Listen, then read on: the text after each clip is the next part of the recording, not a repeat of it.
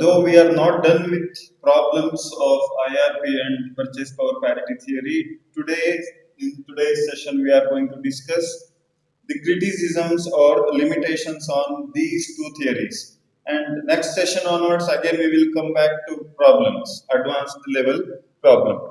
Fine. So today we are going to discuss about criticisms on purchase power parity theory.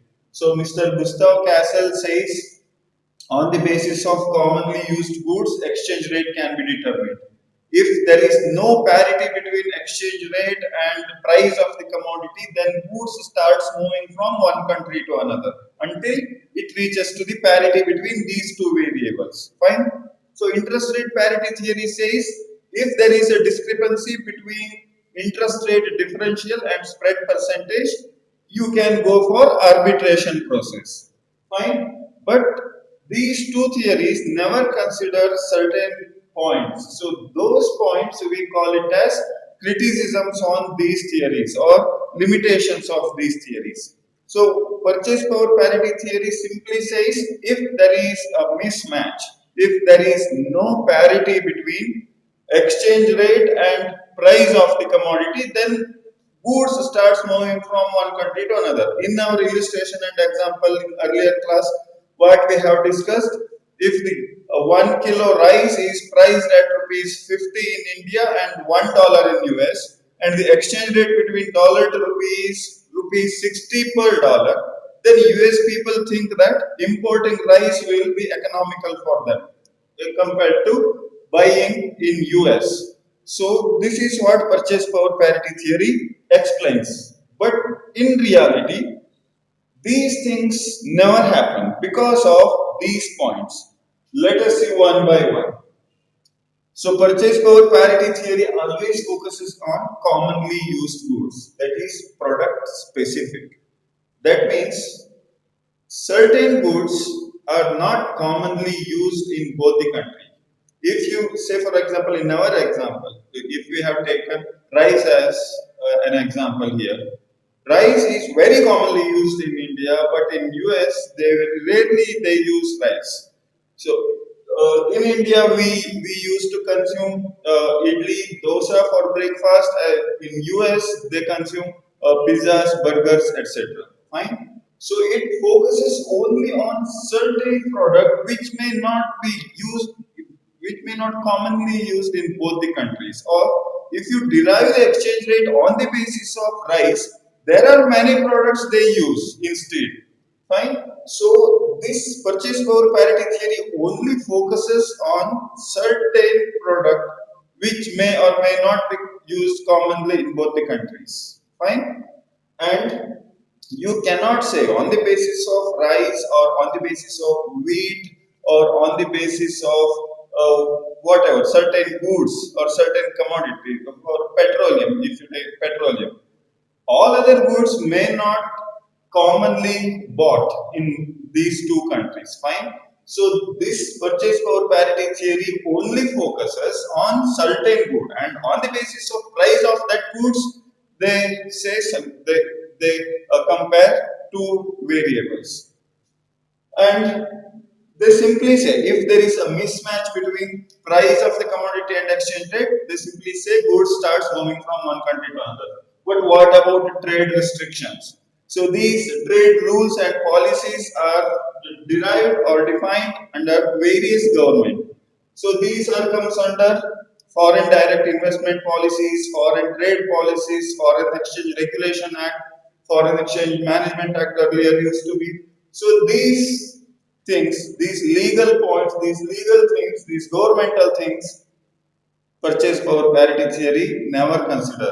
So this is one more criticism or one more limitation of purchase power parity theory.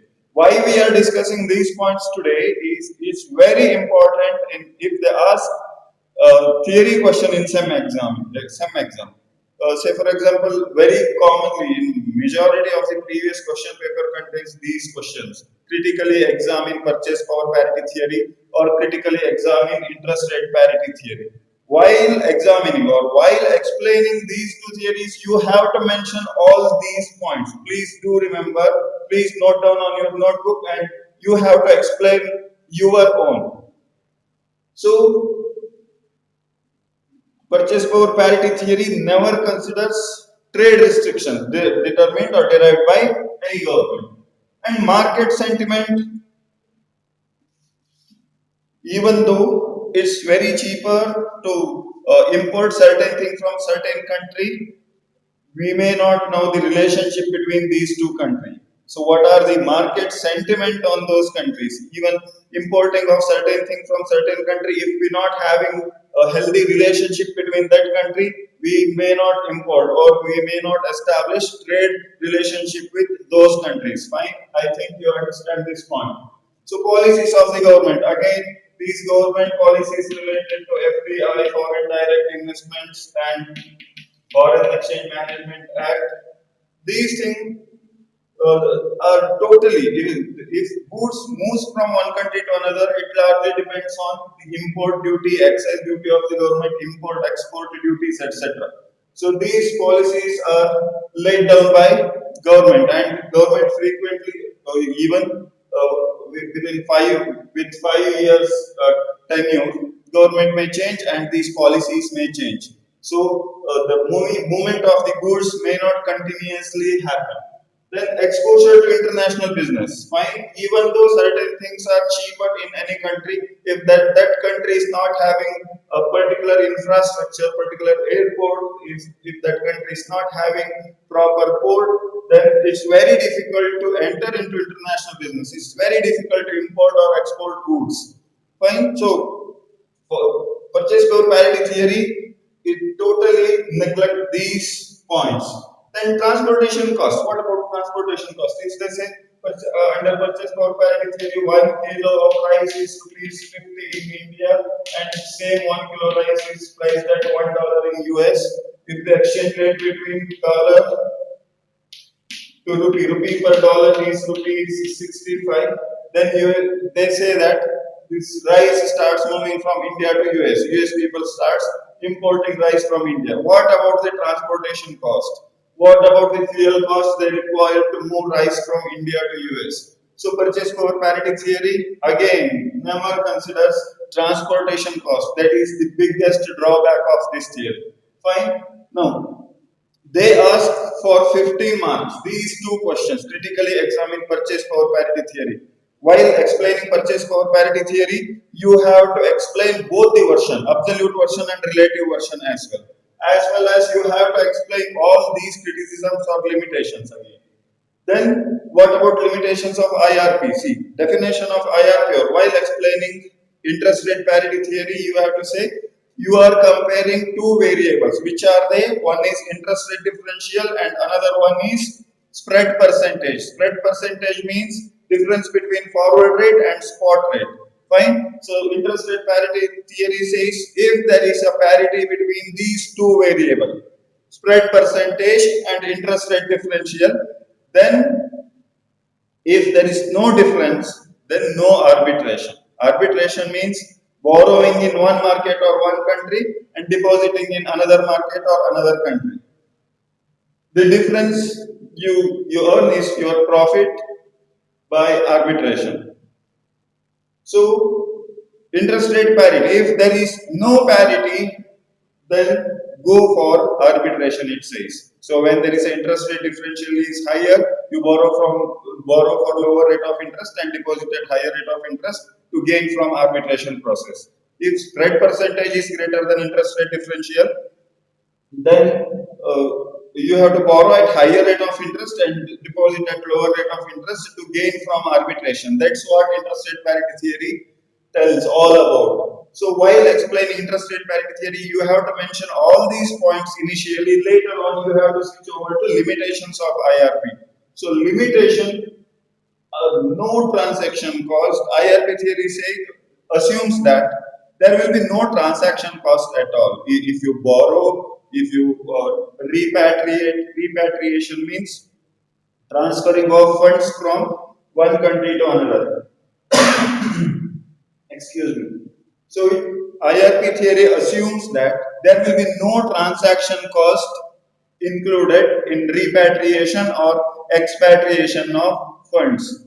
But in reality, there will be huge cost of huge charge is huge charge is included while repatriating of funds between two countries. If you borrowing $1 million in US and you are taking that money to India, there will be huge transaction cost if there is a bank-to-bank transfer also. Then restrictions on exchange or convertibility. So if you think that if you borrow $1 billion in US and you come to India and you convert $1 billion straight away to Indian rupee, it never happens because there are certain restrictions, there are certain limits you can convert or exchange. Again, these things are laid down by government rules. Then developed money market. Why developed money market is limitation to IRP? So interest rate parity simply says when there is no parity, go for arbitration. Even if you have surplus money in India and you think that UK is offering attractive interest rate, but if you have huge, well established money market in India itself, then you never go for arbitration. You invest your surplus money in India, you get greater return on your investment. So when there is a developed money market, people in that country never go for arbitration process. Interest rate parity theory never considers this point also. Again, the transfer of funds or bringing back your own money which is invested in offshore, then it largely depends. It all depends upon central bank. In case of India, it is Reserve Bank. In case of US, it is Federal Bank. And these policies, these rules, all these interest rates, everything is decided by central bank and with the participation of government also. You are well aware, you know that all these repo rates, reverse repo rates, bank rates, everything largely and only decided by central bank. So interest rate parity simply says if there is no parity, there will be arbitration, but it never happens.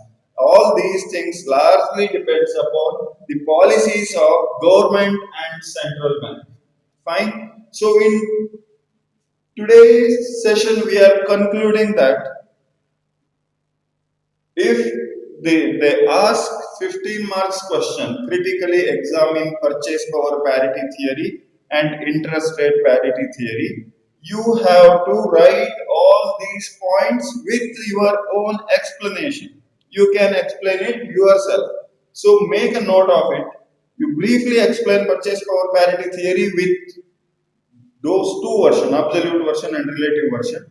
After that, you have to mention all these criticisms on purchase power parity theory. And while explaining interest rate parity theory, you have to explain if the all three scenarios when there is a parity between interest rate differential and spread percentage, no arbitration. Second scenario, interest rate differential is greater than spread percentage, then what will you do? Third scenario, when spread percentage is lower, spread percentage is greater than interest rate differential, what will you do? And after explaining all three scenarios, you have to briefly explain all these limitations also.